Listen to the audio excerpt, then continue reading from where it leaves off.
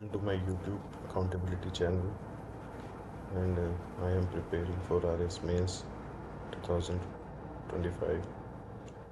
So आज हमारा day 89 है और अभी 44 डेज हैं मेंस एग्ज़ाम्स तक। तो ये वीडियो मैंने काफ़ी दिनों बाद बनाया है। इसके पीछे कुछ कारण भी है, पर उससे पहले मैं बताता हूँ कि इससे पिछला वीडियो जो मैंने बनाया था डे 20 पे, उस समय पे मैंने अगले 20 दिन का टाइम टेबल जो बनाया था उसमें 6 छोटे सब्जेक्ट्स को कंप्लीट करने का मैंने टारगेट रखा था और उसको मुझे कंप्लीट कर लेना था लगभग 20 मार्च तक या उससे पहले। लेकिन मैं ये टारगेट टाइम पे कंप्लीट नहीं कर पाया और टाइम पे नहीं, उससे काफ़ी आगे तक भी मैं इसको नहीं कर पाया। इसके पीछे का रीज़न अगर मैं आपको बताऊं तो दो रीज़न है। पहला रीज़न तो ये है कि मार्च रश जो होता है, मेरी जॉब की वजह से मुझे मार्च में टाइम नहीं मिल पाया, पूरा मार्च मेरा वेस्ट हो गया। और कुछ जॉब की ऑब्लिगेशंस होते हैं जिसकी वजह से मैं उस टाइम को इफेक्टिवली यूज़ नहीं कर पाया, जिससे मेरा काफ़ी टाइम वेस्ट हो गया। उसके बाद पूरा मार्च ख़त्म होने के बाद मैंने अप्रैल में वही सारा जो पोर्शन था 6 छोटे सब्जेक्ट से स्टार्ट करके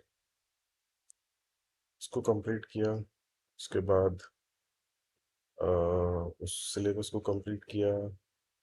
उसके बाद कुछ एक्स्ट्रा टॉपिक्स भी किए हैं और अब मुझे ऐसा लग रहा है कि मैंने काफ़ी हद तक जो मेरा टाइम वेस्ट हुआ उसको कवर कर लिया। तो इसलिए आज मैं इस अपडेट दे रहा हूँ इस चीज़ का। मुझे लगता है कि काफ़ी हद तक मैंने उसे वापस कैप्चर करने की कोशिश की है। तो मैं अपनी आज की प्रोग्रेस अभी तक की जो है वो बता देता हूँ। Just a minute.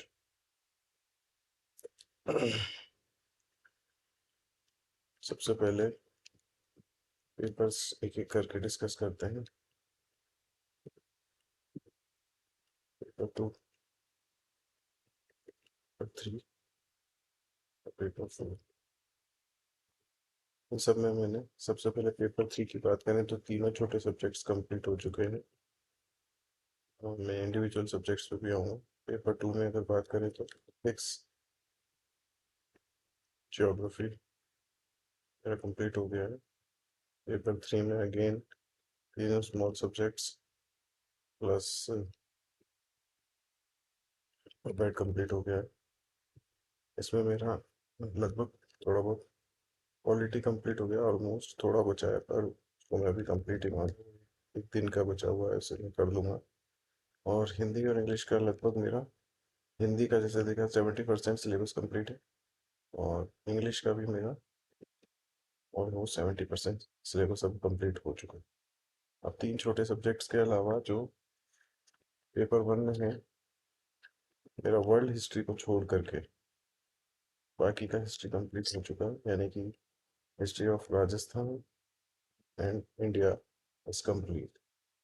And paper two में मेरा भी पूरा का पूरा साइंस बाकी है। पेपर थ्री में मेरी दो चीज़ें बाकी हैं, आईआर और गवर्नमेंट स्कीम्स, उसके अलावा मैं सारा कंप्लीट कर चुका हूँ। तो अब बात करते हैं मेरा प्लान क्या है और क्या क्या मैं कर चुका हूँ और आगे मुझे किस तरह से बढ़ना है। जो कुछ चीज़ें मैंने सोची है कि मैं आगे करूँगा उसके बारे में मैं आपको बता देता हूँ। सबसे पहले तो मेरा टारगेट है by the date of 15th May मेरा बचे हुए जो टॉपिक्स हैं उनको मुझे कंप्लीट करना है। जो टॉपिक्स कौन कौन से मेरे बचेंगे, पेपर वाइज अगेन बात करता हूँ तो वर्ल्ड हिस्ट्री मुझे कंप्लीट करनी है। उसके बाद इकोनॉमिक सर्वे जो नया आया है राजस्थान का, इकोनॉमिक सर्वे 2025 कंप्लीट करना है। इसके बाद साइंस पूरी की पूरी बची हुई है,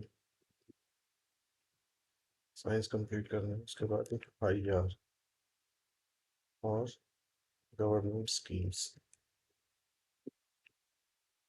इसके साथ साथ मैंने अभी कुछ टाइम पहले टेस्ट सीरीज भी स्टार्ट की है स्प्रिंग बोर्ड की। और बेसिकली उसमें अभी कुछ सेक्शनल टेस्ट चल रहे हैं और मैंने टेस्ट सीरीज काफ़ी लेट स्टार्ट की है। लोगों ने काफ़ी पहले से स्टार्ट कर दी, मैंने नाइन्थ टेस्ट के बाद से टेस्ट देना स्टार्ट किया था। लेकिन मैंने साथ में कुछ टेस्ट नए कुछ टेस्ट पुराने करके अभी मैं 4 टेस्ट दे चुका हूँ। और उन चारों टेस्ट में जो मेरे तीनों छोटे सब्जेक्ट्स हैं उस वो कंप्लीट हो चुके हैं पेपर 3 के। तो यानी कि मैं एक एक रीडिंग वापस से लॉ, योग, योगा एंड बिहेवियर, इन तीनों की एक एक रीडिंग में भी एक एक रिवीजन कर चुका हूँ। लेकिन हिंदी और इंग्लिश को मैं इस तरह से रखा हूँ कि इसको मैं डेली थोड़ा थोड़ा पढ़ता हूँ। तो जो मेरा टारगेट है नेक्स्ट वो 15th मई तक ये 5 सब्जेक्ट कंप्लीट करने का है, जिसमें से सबसे पहले स्टार्ट मैं करूँगा IR से, जिसको मैं मैक्सिमम 2 दिन में ख़त्म कर सकता हूँ। उसके बाद आता है साइंस। साइंस मेरी सबसे ज़्यादा प्रायोरिटी पे रहेगा सब्जेक्ट, आगे भी रहेगा क्योंकि पेपर 2 मेरा पूरा ही प्रायोरिटी पे रहेगा। इसको पे मेरा फोकस बहुत ज़्यादा है क्योंकि स्कोर करने के सबसे अच्छे चांसेस जो हैं वो पेपर 2 में है। पेपर 4 से भी ज़्यादा चांसेस पेपर 2 में है, मुझे ऐसा लगता है। आपको कुछ और भी लग सकता है। तो साइंस जो है वो काफ़ी वास्ट सिलेबस के साथ है और उसमें काफ़ी चीज़ें ऐसी हैं जिसको अगर अच्छे से कंप्लीट कर लिया जाए तो काफ़ी सब्जेक्ट्स ऐसे हैं जहाँ फुल में से फुल मार्क्स भी लाए जा सकते हैं। काफ़ी क्वेश्चन ऐसे आते हैं, कुछ टॉपिक्स ऐसे हैं साइंस के। तो मेरा टारगेट साइंस को नेक्स्ट 4 to 5 डेज के अंदर कंप्लीट करने का। काफ़ी बड़ा सिलेबस है लेकिन कोशिश करूँगा कि मैं इसको इतने समय में कर पाऊँ।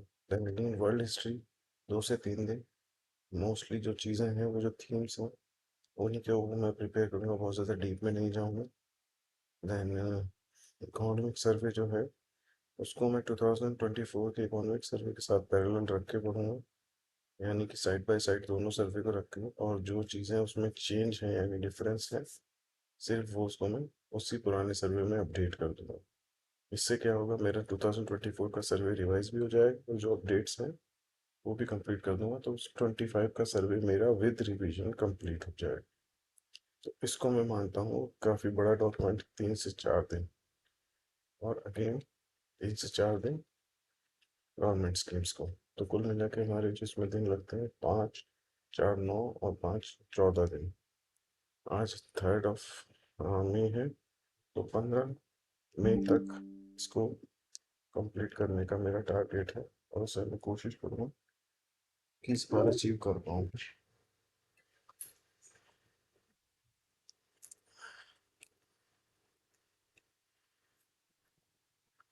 जो जॉब के कारण मेरा कुछ समय वेस्ट हुआ, उससे मुझे ये तो समझ में आ गया कि सिलेबस को कम समय में कंप्लीट करना है। तो उसके लिए मैंने कुछ टूल्स का, मान लो अगर वो 1 महीना मेरा ख़राब नहीं होता तो अभी मैं बहुत ही अच्छी स्थिति में होता। बट इसके लिए मैंने थोड़ा अपने तैयारी को अपडेट रखने के लिए और फास्ट रखने के लिए बहुत ही एक्सटेंसिवली यूज़ किया है चैट जीपीटी का। तो ये एक तरह से मैंने, मुझे ऐसा लगता है कि ये एक चीट कोड है जो काफ़ी काम आ सकता है अगर इसे सही से यूज़ किया जाए तो। और चैट जीपीटी काफ़ी अच्छा है और काफ़ी कंफ्यूजिंग भी है, क्योंकि अगर आप उसमें घुस गए और अगर आप उसमें बहुत ज़्यादा टाइम दे दिए तो आपका काफ़ी टाइम भी वेस्ट कर सकता है। लेकिन चैट जीपीटी का एक अच्छा यूज़ जो मैंने लिया है वो कुछ चीज़ों में ले लिया, अपने आप को रेस्ट्रिक्ट रखा है। तो चैट जीपीटी का यूज़ मैं कर रहा हूँ हर एक सब्जेक्ट को स्टार्ट करने से पहले PYQ एनालिसिस के लिए। उसमें मैं सारे टॉपिक्स, सारे क्वेश्चंस का एक टॉपिक वाइज एनालिसिस निकाल लेता हूँ। उसके हिसाब से जो टॉपिक्स में से क्वेश्चंस ज़्यादा आ रहे हैं या रिपीटेड थीम्स हैं या ऐसा लगता है कि नेक्स्ट आने वाले एग्जाम में इस टॉपिक से अभी तक कोई क्वेश्चन नहीं पूछा गया है और संभावना है कि वो उससे पूछा जा सकता है, तो PYQ एनालिसिस चैट जीपीटी से वो मैं खुद भी कर सकता हूँ, लेकिन चैट जीपीटी से वो काम करने में मुझे बहुत ज़्यादा टाइम नहीं लगता, इसलिए मुझे लगता है कि इसका यूज़ यहाँ पे किया जा सकता है। इसके बाद सेकंड जो मैं चैट जीपीटी का यूज़ करता हूँ प्रैक्टिस मॉक क्वेश्चंस बनाने के लिए। प्रैक्टिस मॉक क्वेश्चंस यानी कि किसी भी टॉपिक को कंप्लीट करने के बाद जैसे कि उसे आरपीएससी के क्वेश्चंस पुराने में फीड कर देता हूँ तो उसके दिमाग में एक थीम जनरेट हो जाती है, उसके बेस पे वो बहुत रिलेवेंट क्वेश्चन भी पूछता है, कुछ रिलेवेंट भी होते हैं, लेकिन काफ़ी क्वेश्चंस जो ऐसे होते हैं जो रिलेवेंस उनमें नज़र आती है मुझे, और वो प्रैक्टिस क्वेश्चंस मैं वहाँ से बना लेता हूँ। कई बार वो एक मॉडल आंसर भी देता है, लेकिन जनरली मैं कोशिश करता हूँ कि मॉक क्वेश्चंस का आंसर मैं अपने नोट्स से ही बनाऊँ। उसके बाद इसका एक यूज़ मैं करता हूँ वोकेबलरी के लिए, यानी कि हिंदी और इंग्लिश की वोकेबलरी को चेक करने के लिए इसका यूज़ मैं करता हूँ। और काफ़ी इंट्यूटिव है, बहुत ज़्यादा टाइम नहीं लगता है। मैंने इसको बुक्स का जो है डेटा फीड कर दिया है, तो काफ़ी हद तक वो इजीली उसी में से रैंडमली क्वेश्चंस के सेट बना करके पर्यायवाची, विलोम शब्द, समानार्थी, भिन्नार्थक शब्द, या फिर वन वर्ड्स, इस तरह के इंग्लिश में वन वर्ड्स नरेशन के क्वेश्चंस जनरली मैं उससे पूछ लेता हूँ, और वो क्वेश्चंस के सेट बना कर देता है। तो जब भी फ्री टाइम होता है तो मैं उसमें वो कैप को रिवाइज कर लेता हूँ। नेक्स्ट चीज़ जिसके लिए मैं इसको यूज़ कर रहा हूँ वो है मोस्टली टॉपिक्स का करंट अफेयर्स लिंकिंग के लिए। कई सारे टॉपिक ऐसे हैं जो हमारी बुक्स में भी नहीं है और हमारी इंट्यूशन भी नहीं आती कि उनकी कोई करंट अफेयर्स लिंकेज हो सकती है। जनरली उसका रिलेवेंस भी नहीं है एग्जाम में, लेकिन कुछ टॉपिक्स ऐसे हैं जो करंट अफेयर्स लिंकेज के साथ अगर पढ़े जाएँ तो उससे समझने में आसानी होती है। इसलिए चैट जीपीटी से कुछ टॉपिक्स का मैं करंट अफेयर्स लिंकेज निकाल लेता हूँ, और कुछ टॉपिक्स के लिए जो एग्जांपल्स हैं, जैसे कि एथिक्स में काफ़ी सारी वैल्यूज़ के real life examples, and administration में यूज़ होने लायक एग्जांपल्स काफ़ी मैंने चैट जीपीटी से उसको अपना एक डेटा कलेक्ट कर किया हुआ है। नेक्स्ट जो एक काफ़ी यूज़फुल फीचर मुझे लगा चैट जीपीटी का है वो निमोनिक्स बनाने के लिए। जनरली आप अपने हिसाब से, आपको जैसा आपका नेचर या पर्सनैलिटी है उसको हिसाब से आप चैट जीपीटी को ट्रेन कर सकते हो कि निमोनिक्स जनरेट करके देगा, और वो काफ़ी अच्छे निमोनिक्स बनाता है। कई बार बहुत ख़राब भी बनाता है, लेकिन आप उसे थोड़ा सा मॉडिफाई करके अपने हिसाब से एक अच्छा निमोनिक तैयार कर सकते हो।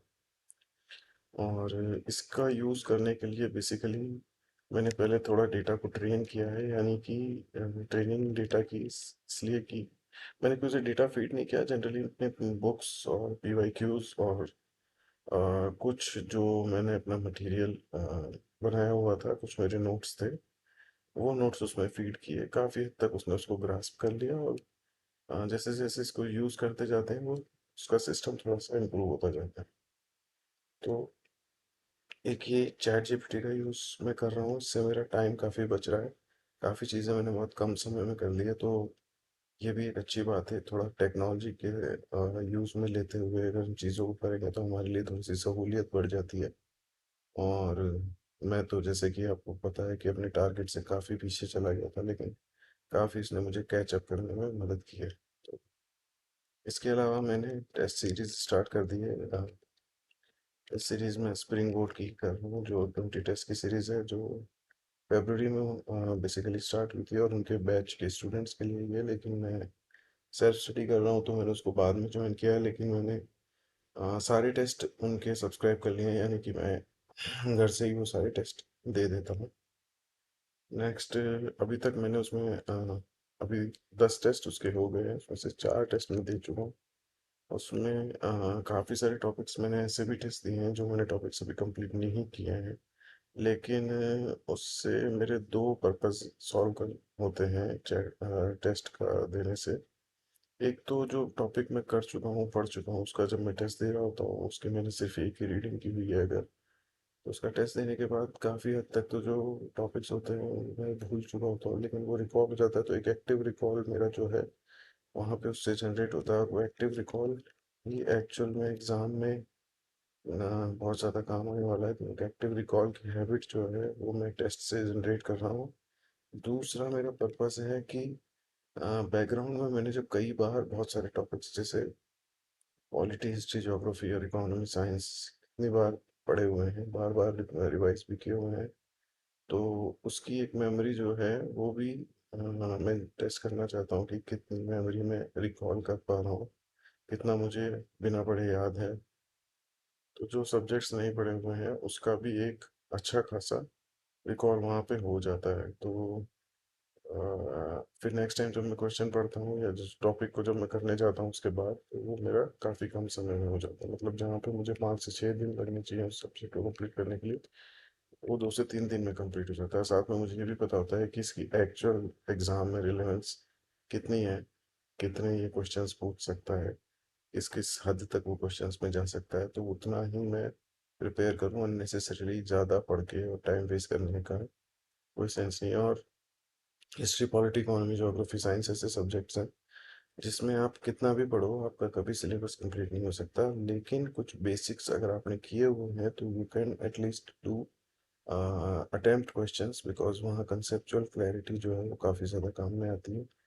तो और फैक्चुअल सब्जेक्ट्स जो हैं जैसे कि 6 छोटे subjects, world history, IR, pub ad, ethics, उन सब्जेक्ट्स में आपका कितना एक्टिव रिकॉल है, कितना आपने रटा हुआ है। रटा होने से मेरा मतलब है कि आप किसी टॉपिक के बारे में अगर पढ़ते हैं तो एक वर्ड पढ़ने के बाद आपको उससे 4 जो उससे एसोसिएटेड वर्ड्स हैं वो याद आ जाने चाहिए। वो 4 एसोसिएटेड वर्ड जब आपको याद आएंगे तो उन 4 एसोसिएटेड वर्ड्स के बाद आप उसकी फर्दर डिटेल्स उन वर्ड्स के जरिए याद कर सकते हो। तो ये एक ऐसी प्रैक्टिस है जो आपके नोट्स को रिफाइन भी करती है और साथ साथ आपको चीज़ें याद करने में भी मदद करती है। नोट्स रिफाइन इस तरह से करती है कि नोट्स शॉर्टनिंग का मेथड में यूज़ करता हूँ रिवीजन के साथ। तो उसके बारे में मैं आपको बताऊंगा कि वो किस तरह से किया जा सकता है और उसका हेल्प करके किस तरह से आप चीज़ों को प्लान करके आगे पढ़ने के लिए रख सकते हो। तो बाकी आज का मेरा अपडेट यही है। और मैं मतलब एनोनिमस इस चैनल पे हूँ तो मेरे लिए एक ऐसे, क्योंकि मैं ऑनेस्ट हो सकता हूँ, ब्रूटली ऑनेस्ट हो करके मैं अपनी बात कह सकता हूँ। और मुझे किसी का कोई डर नहीं है, क्योंकि ये मैं सिर्फ अपने लिए कर रहा हूँ। तो अगर कोई मुझे जज करता है, बट एक्चुअली में मेरी अकाउंटेबिलिटी है टूवर्ड्स दिस चैनल, तो जो मैं बोल रहा हूँ वो मुझे करना ही है। और इतने लंबे टाइम, यानी कि 70 डेज में जो काम मुझे 20-25 दिन में कर लेना चाहिए था, या 30 दिन में कर लेना चाहिए था, उसमें मुझे 70 डेज लग गए। तो this has been a shortcoming from my side, and I think अगर टाइम ज़्यादा होता तो शायद मैं अच्छा कर सकता था, लेकिन अब जितना टाइम है उसी में अपना बेस्ट देने की कोशिश करूँगा। तो उसके लिए मैं कुछ पीवाईक्यूज जो हैं वो पढ़ रहा हूँ, कुछ पीवाईक्यूज के आंसर डायरेक्टली याद कर रहा हूँ, कुछ टेस्ट मैं दे रहा हूँ, कुछ टेस्ट दे करके उन्हें के डिस्कशंस भी देख रहा हूँ, उन सब्जेक्ट्स पे वापस भी जा रहा हूँ। बट मेरा फोकस ये है कि 15 मई तक कुछ मेरा पोर्शन कोर्स का कंप्लीट हो जाए, और कुछ पोर्शन ऐसा भी हो जो रिवाइज हो चुका हो। साथ साथ हिंदी इंग्लिश भी चले, और हिंदी इंग्लिश का कंपोजिशन पोर्शन भी। सो अब मैं कोशिश करूँगा कल से कि डेली अपडेट इसका वीडियो बना सकूँ, ताकि मैं कहीं पीछे ना रह जाऊँ इन चीज़ों में। Time to time syllabus complete करना है। ओके, तो आज के लिए इतना ही है। आप सभी लोगों को थैंक यू।